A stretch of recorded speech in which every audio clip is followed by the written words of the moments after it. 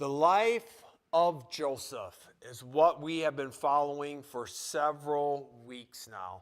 And if you just look at the book of Genesis, there's probably one couple people in the book of Genesis that immediately pop off in your mind when you say, turn to Genesis. You're probably thinking you're either going to talk about Adam and Eve, or you're going to talk about one other major character in the book of Genesis, which would be Abraham. But when you look at purely the volume of material dedicated to telling Abraham's story as compared to telling Joseph's story, you will find Joseph gets more material. So Joseph is a major player in the book of Genesis and in God telling us the story of how Christ came. Joseph, like we're going to learn by studying the book of Esther on Wednesday night, is full of an attribute of God that sometimes we struggle with: God's sovereignty. Now, we like it when God works all things together for good and life is good. We like that. What we struggle with is when God allows suffering and pain. We begin to question, why is God letting this happen? Job, the whole book of Job, not the whole book, but a good chunk of Job, is Job struggling with that exact question. And we're not going to answer that tonight conclusively, because that debate's been going on for years and years and years. But what we're going to see tonight is how God takes this suffering and pain and how he is working it towards a goal that nobody would deny is beneficial. So we're gonna take a look at this, and Joseph provides this example, and we are going to try to wrap our minds around it. Now, either God is in control or nobody is. And if nobody's in control, then your pain and suffering is for no good reason. Because chance, as I mentioned this morning, could care less about your pain and suffering. It's random. It doesn't care. Evolution cares not whether you suffer or not. Matter of fact, in evolution, how do I even know you're suffering? Maybe what you're going through is actually good. Who knows? But it's pointless because there's no point to it. Evolution isn't headed anywhere. It doesn't have a destination. It's just going. God has purpose and plan. And tonight we're going to see that in action. Now, we're going to start out with Jacob. Can life be hard? The answer is what? Absolutely it can be. As a matter of fact, there are some people in this church who over the past couple of months, and in some instances the past couple of years, have gone through the ringer in my eyes. Really, one thing after another after another. They've just been set with it. And life is difficult enough without you misinterpreting what actually is going on. And why do I say that? I say that because of what Jacob says here. Has his family been through the ringer? Yeah. But is he understanding everything completely? No. What do I mean? I have this verse down. I want us to look and answer how many of these things that Jacob is saying are actually true or not true, and he thinks they are. All right? So how many of these things are actually true? Jacob, their father, said unto his brothers, remember, they've been down to Egypt, they've gotten food, and Joseph, who they do not recognize, said, don't you come back unless you bring who with you? Benjamin. Because Joseph knew they had another brother. And so they go and tell their dad, listen, We're not going back because the king or the ruler in Egypt said, don't you dare come back without your brother. And you're not letting us bring him back. But look at what Jacob says. And how many of these are true? Me have ye bereaved of my children. Joseph is not. Now, is that true? Is that true? No, it's not. It's not true. Joseph is not. Simeon is not. Is that true? No, that's not true either. And ye will take Benjamin away. Then this of all statement. All these things are what? Is that true? No. That's not even close to true.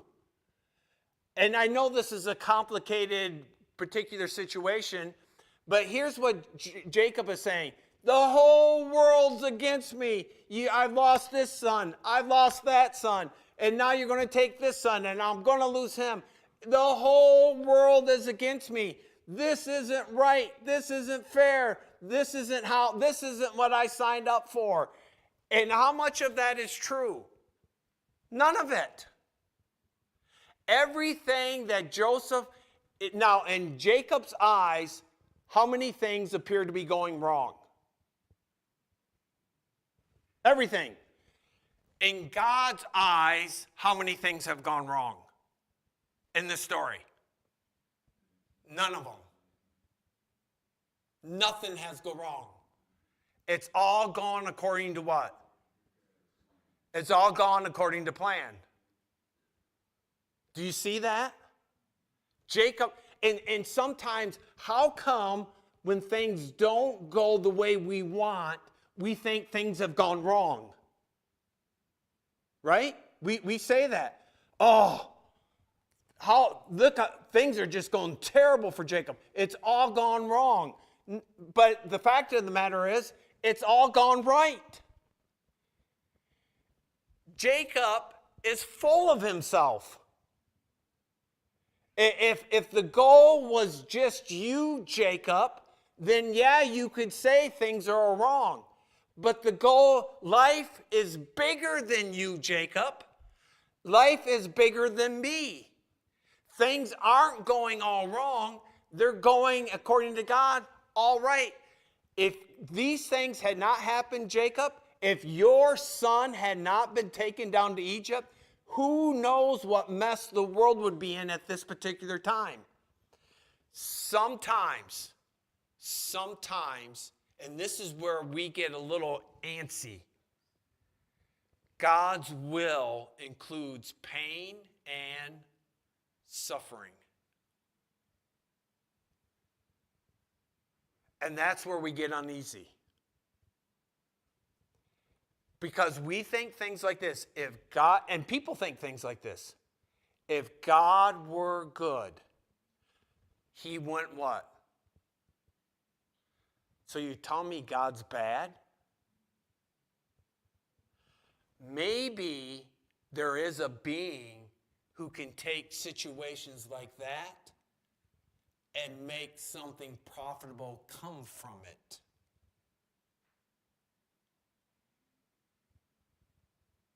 Now that's somebody who's in control. God's bad because your life doesn't go like you want it to go? That makes God bad? And so we need to be careful. We're not going to settle this issue of God's sovereignty and goodness and badness, bad things happening to good people. That is a debate. First of all, we need to understand, how many good people have ever lived on this earth? One.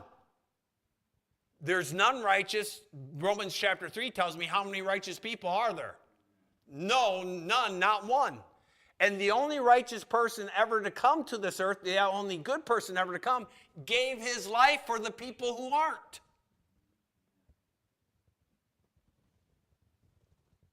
So here we have this statement that Jacob makes, the whole world's against me. Jacob, No, it's not. And if there's anyone who can take extremely, extremely difficult situations, terrible situations, and make something worthwhile come from it, is not people. It's God.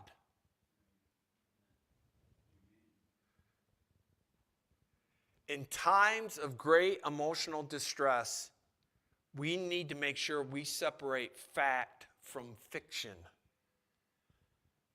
Jacob's life is miserable to him because he's accepting fiction and not fact.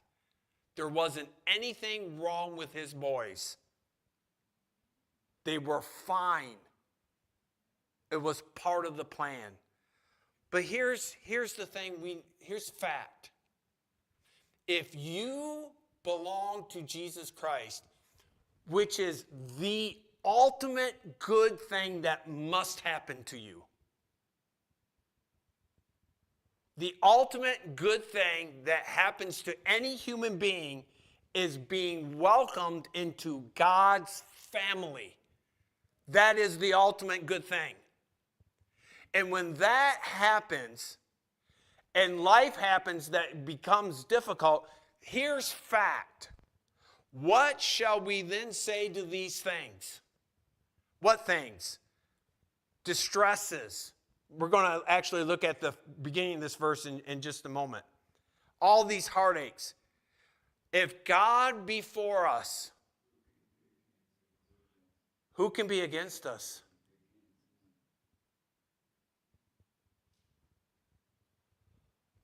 Now, there is somebody against you, right? We looked at this last week during the revival. Ephesians chapter 6.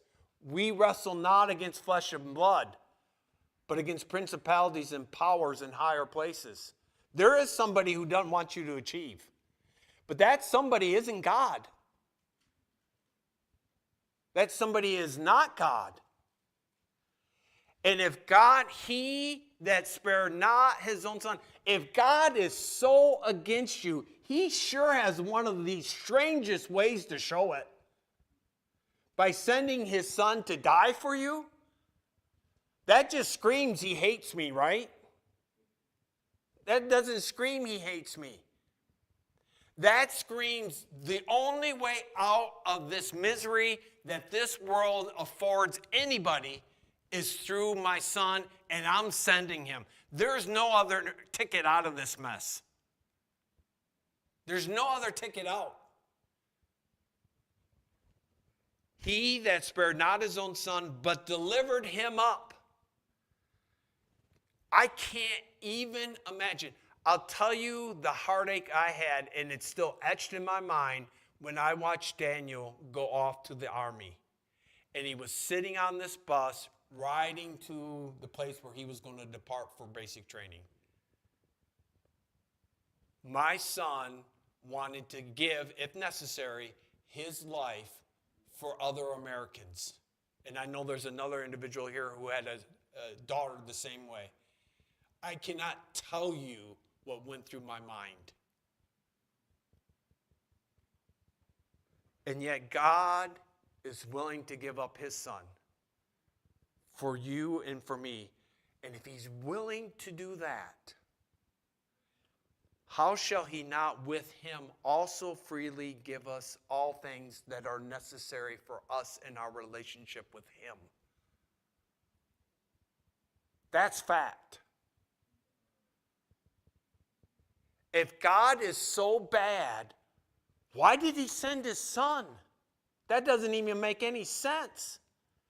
If God's so against you by letting you suffer or go through discomfort, then why doesn't he just pour it on us? That's a strange way to hate me, to send your son for me. And that's what drives Americans who have sons and daughters in the service so batty when they mistreat the soldiers by simply not standing for the national anthem and yada yada. Their son and their daughter is giving their life for this country, and you have no respect for them. So God's certainly shown me a poor way that he hates me by sending his son. Romans goes on. Who shall separate me from the love of God?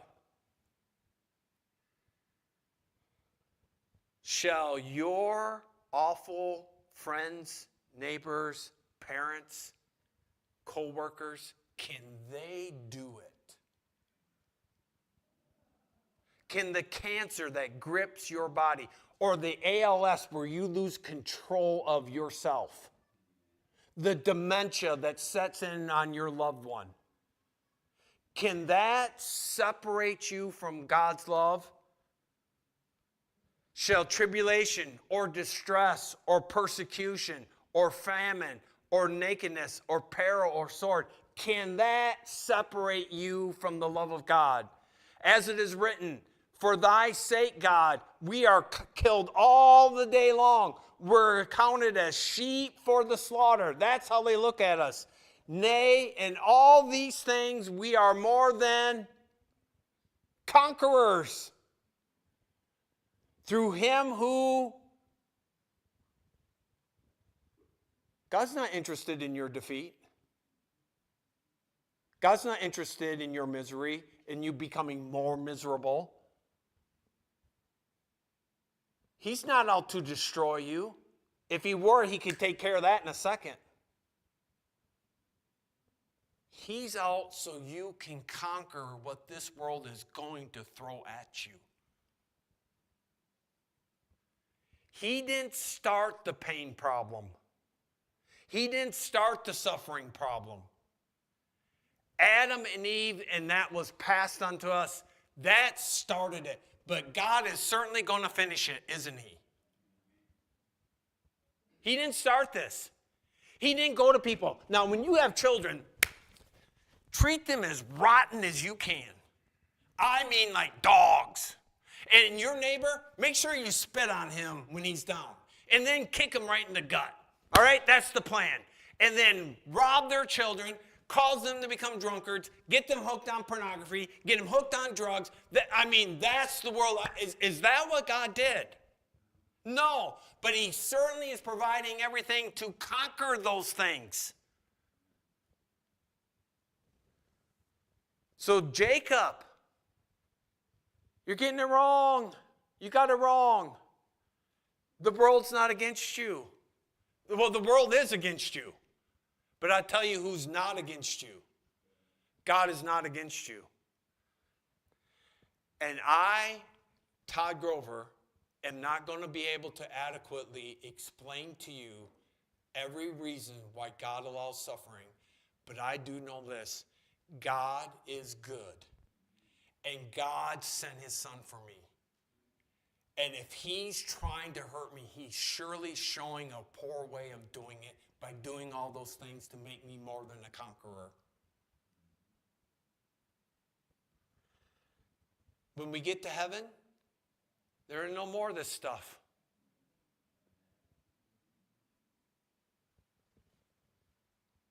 Now, moving on. Reuben. Reuben is an unheralded hero. Reuben heard the dreams. What got these boys all stirred up anyways that they wanted to kill their brother Joseph? He had a couple of what? He had a couple of dreams. Reuben heard the dream interpretation just as much as the other. And I love what Brother Barber had last week for us out of Proverbs 25:28. He that hath no rule over his emotions, his spirit, is like a city that is broken down without walls. So what is a person who does have rule over his emotions? He's sturdy, he's protected. Reuben has control over his emotions. He's not embittered. He's not caught up in all the drama that his brothers are. Could he be? Absolutely he could be. He could be caught up in the whole kit and caboodle, but he's not. And when they go out to try to kill Joseph, he's the one that has control of himself and says, we're not doing this. I'm not going to let this happen. And when he comes to Jacob and he tells his dad, listen, Dad, give Benjamin to me. I know what he means to you. And he really does. Have you ever considered that maybe Reuben knew his mother's story? You ever consider this? Do you remember what happened to Leah? Who did Jacob love? Rachel. Leah got thrown in there because of her dad. And Jacob treated, when you picture Jacob treating Leah, how do you picture that going down? I picture it not good. There's no indication he didn't love her, and there's no indication that he let on in any form that he was even fond of her. So Leah is dying for attention from her husband because she doesn't feel like she's married to anybody. And I can only imagine how it makes a lady feel, like a pawn in somebody's army. So Leah conceived. She's hoping when I get a child, maybe this guy's going to like me. And Leah conceived and bare a son, and she called his name, what? Reuben. For she said, surely the Lord hath looked upon my affliction. What affliction? I've got a husband who could care less about me. Now, therefore, my husband will what? But did he? No. And I just get this sense that when it's all said and done, all Leah had were her children. Because she didn't have a husband to give a hoot about her. All she had left were her children. And I get this picture that her children meant the world to her. Maybe Leah told Reuben, her oldest son, that story. And Reuben knows how much children can mean to their parent, which in Leah's case is all she has. She has no husband for real. And so maybe he understands just how important, because he could have went up to Jacob and said, you know what, you old fuddy-duddy, you're getting what comes to you. Do you know how you treated my mom? Do you know how many nights my mom cried herself to sleep? And you did nothing because you only loved 2 kids out of the bunch of us. You loved Joseph and you loved Benjamin. And you could care less. We were just added things to you to help get the work done. But you didn't care about us. Now Joseph's gone, and maybe, hopefully, Benjamin will be gone too. And then you'll get what's coming to you, you old fuddy-duddy. Teach you to love 2 children out of 12. Is that what Reuben says? No, it's not.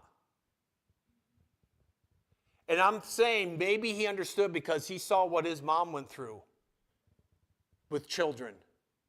And he, though he may not agree with it, he gets it.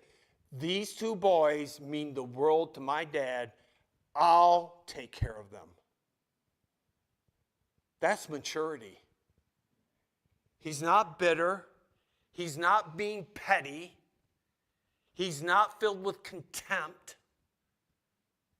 He understands. This is what grown-ups do. They don't add to someone's misery. They help alleviate it when they had every right to add to it. So Reuben's where he needs to be. So God has Joseph where he needs to be. God has Reuben where he needs to be. God needs to get Jacob where he needs to be, and he needs to get those other brothers where they need to be. And one of the kingpins is Judah. He's the one that started all this conniving in the first place. So I wonder if God is working on him. But before we get there, when you turn to chapter 43, I wondered, why does it start out with this?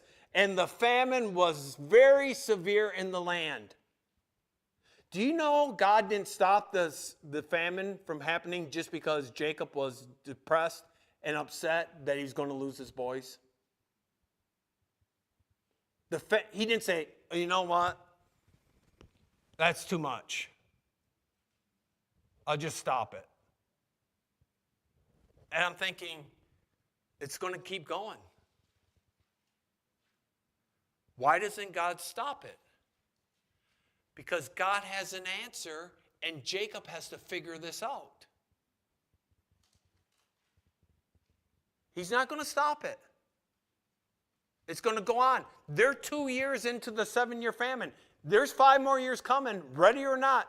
Now, if you, Jacob, would get to where I want you to be, you're going to find going through this famine much easier than where you currently are. And when you're where God wants you to be, the difficulties seem to be more tolerable than when you're not. Look what Isaiah 26:3 said. Thou wilt keep him in perfect peace whose mind is stayed on who? Is Jacob's mind stayed on God? It's on him. The whole world's against me. Jacob, you had the audacity to wrestle God. And now he's not even on your mind. Think about these dreams Joseph had. They've all but disappeared. Remember those dreams? Joseph said, you're going to come bow down to me. That hasn't happened. Don't you believe it's going to happen? You wrestled God. You took God on. And all these other things. You're forgetting him. Did God deliver you from Uncle Laban? What's the answer? Yes. Did God deliver you from your brother Esau? The answer is yes. Have you forgotten everything God's done for you? Apparently he has. And all God is telling you, listen, I'll tell you what helps the suffering and the pain, helps you get through it. Keep your mind on me, because I'm going to separate fact from fiction in your mind. Have you ever let your mind start running? And you took a little thing, and by the time the little thing was incubated in your mind, it became a big thing. Because you didn't let God corral those thoughts in. You just let them run wild. Have you ever thought that? I know I've shared this before, but it was so good in cardiac rehab. I said, are you under a lot of stress? Do you worry a lot? And he said, yeah, I'm under a ton of stress and I worry all the time. I said, why do you do that? He said, because everything I'm stressed about and worry about never comes to pass.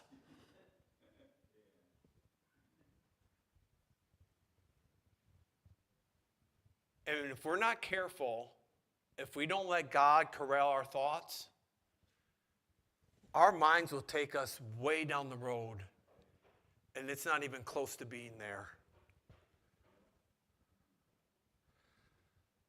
What's God given me to get through my difficult times?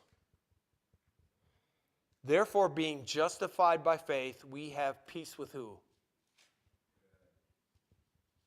You know, when something goes wrong, one of the first thoughts we think in our minds is, God, what'd I do?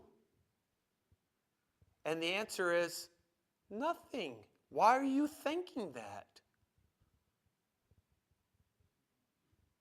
You're at peace with him, aren't you? Then he's not your enemy. Stop thinking that he is. Being justified by faith, we have peace with God through our Lord Jesus Christ, by whom also we have access by faith into this grace, God's unmerited favor, God's unmerited helping you, me, wherein we what? Stand. That's a preposition. Remember in English, preposition is anywhere a mouse can go. Right? Where are you tonight? And I know I've used this illustration before, but bear with me. You'll say, Pastor Grover, you're approaching 60, you're losing it. We're in church. No. Spiritually, where are you? According to this verse, I'm standing in grace. What's that look like? Say we were at Lake Michigan, and I had a cell phone that could go under waterproof, and I could talk underwater. And I walked out into Lake Michigan until the water was 50 feet above my head, and I got a phone call. Hey, Todd, where are you? I'm in Lake Michigan. What are you surrounded by? Water. Everywhere I look is water. That's where I'm standing. I'm standing in the water. God says, this is where you at. Todd, where are you at? I'm in grace. What can you see? Everywhere I look, I see grace.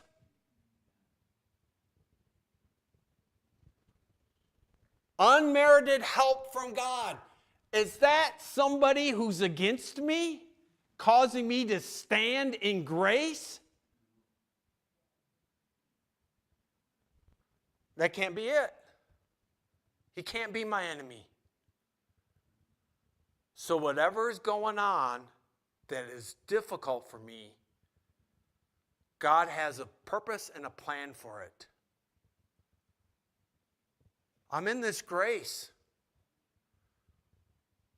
I can't make it through it.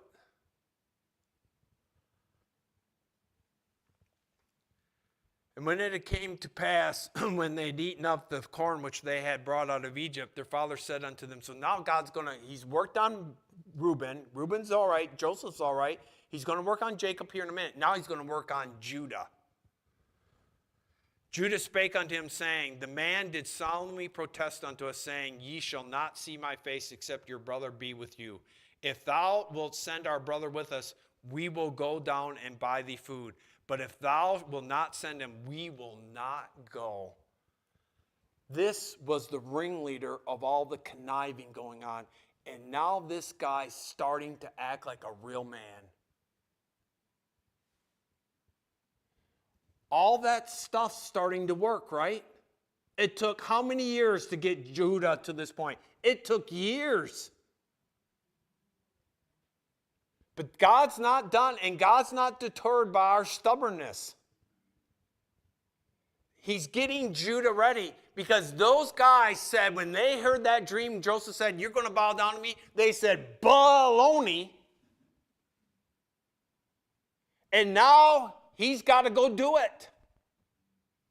He's got to get him ready to go figure out that guy that told us don't come back.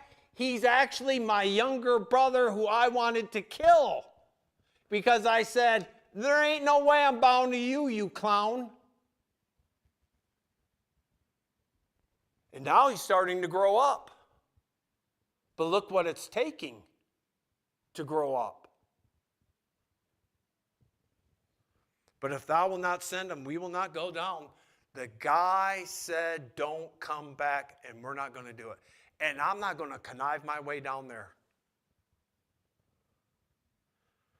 And Judah said unto Israel his father, send the lad with me. The last time Jacob gave him a lad, he tried to kill him. We will arise and go that we may live and not die, both we and thou and also our little ones. I will be a pledge for him. What a change in this guy. He almost sounds like an adult instead of a child in an adult body. If I bring him not unto thee and set him before thee, then let me bear the blame forever. That's not what he said last time. He said, let's concoct this lie until Joseph was eaten by a wild animal. And took how much of the responsibility for Joseph? Not 1 ounce. And now he's taking how much responsibility for Benjamin? All of it. That's growing up, right? But look what it took. It took this.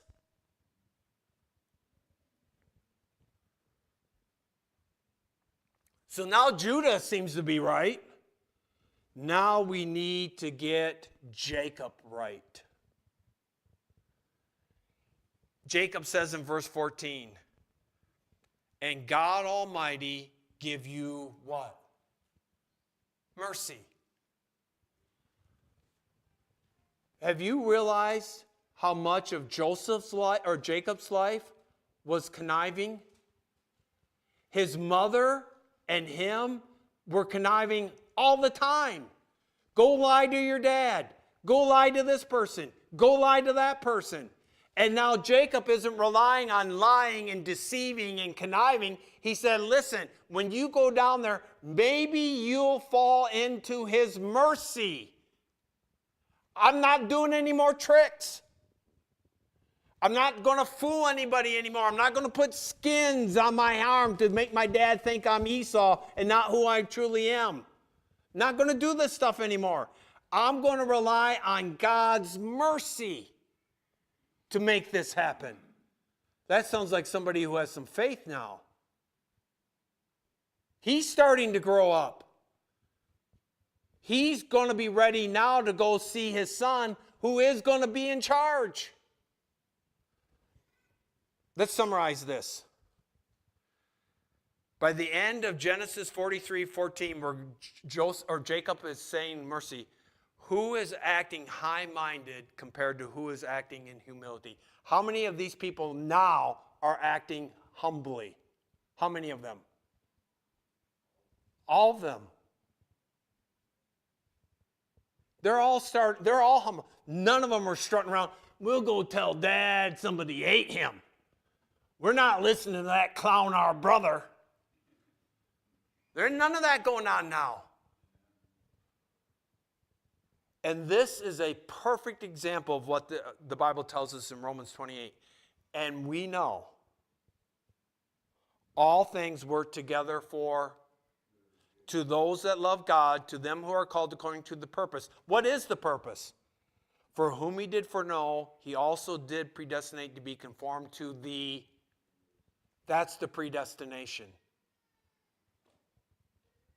Now in chapter 43, do these brothers in Jacob look more like Jesus Christ or less like him? What do you think? More. Well, apparently all things are beginning to work together.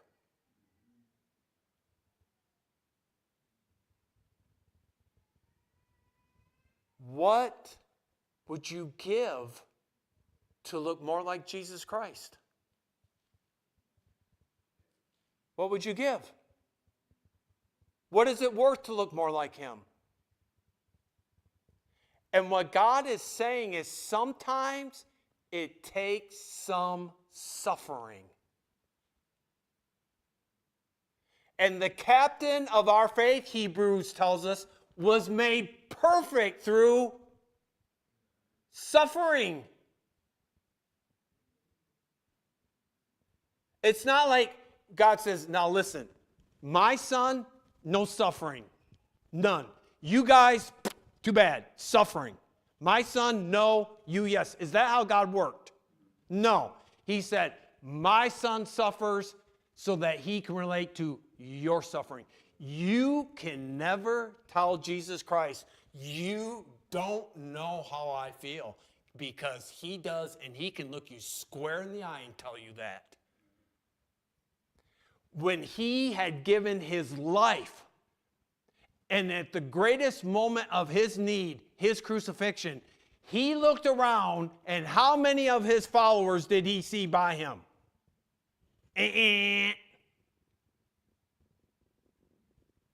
None of them. A little girl ran off Peter.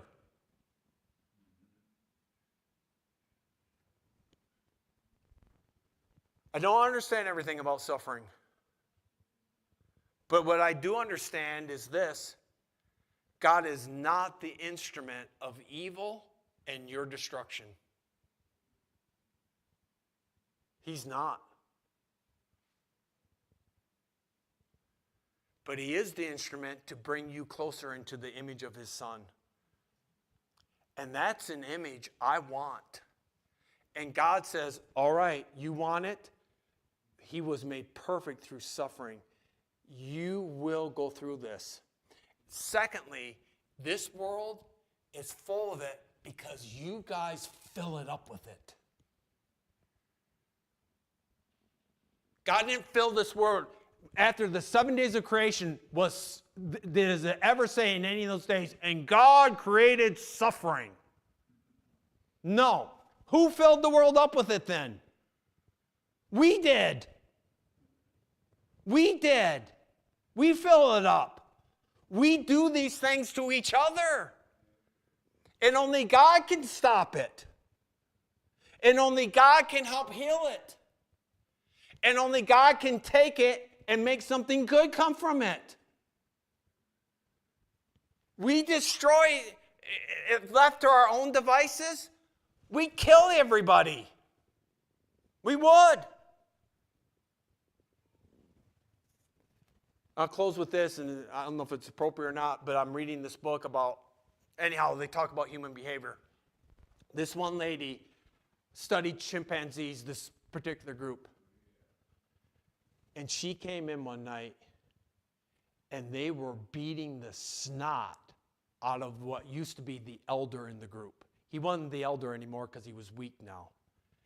And they were literally tearing him limb from limb, literally.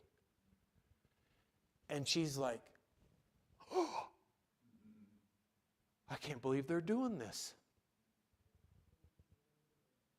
And as she studied them, she began to realize just how despicable they can be.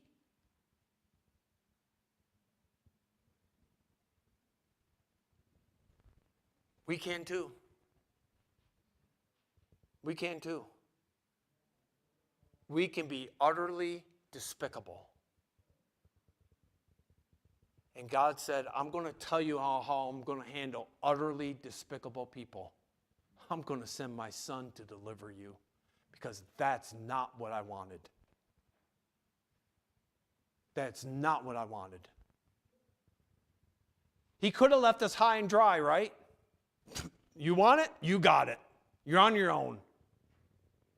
But he didn't. He delivers us. So how could you think someone who would do that for you is against you? That can't be. That makes no sense at all. Not in my mind. So what's God doing? God's taking all these circumstances and he's working it out for good. Does it hurt at times? Answer, yeah. Can it hurt really, really bad? Yeah. Really, really bad. But who can take the really, really, really bad and make something profitable for me come from it? God can. He can. So now, God's changing hearts. He's just about ready to let these guys meet their brother again. But he had to get them right. Because if they go down there fighting, those Egyptians already hate the Jews. And they see this going on, they're not going to want anything to do with them. They got to get it right. And God's going to get it right. Now, what a God we serve. I don't understand everything about pain and suffering. But I do know this. There's only one person who's ultimately going to stop it. And it's not you, and it's not me, and it's not a president, it's not a dictator, it's not anybody but God. God is the only one who can stop it, and he's the only one who wants to stop it. And he will stop it. There ain't none of this going on in heaven. He's going to stop it. and what power he must have. He could abuse his power, right? He could. But he's going to take his power in true holiness and change us so that we don't do any more despicable things to one another ever again. That's power. I want that kind of power in the right person's hands, right? I don't want it in anybody else's hands. We don't know how to handle power. We don't. Very few of us can even try to do it. But you give a human being absolute power, and you're going to get absolute trouble. You need somebody with true holiness and righteousness with all the power. And God's got it. And look what he's going to do with it. He's going to turn this world upside down. And we need it, right? We need it turned upside down.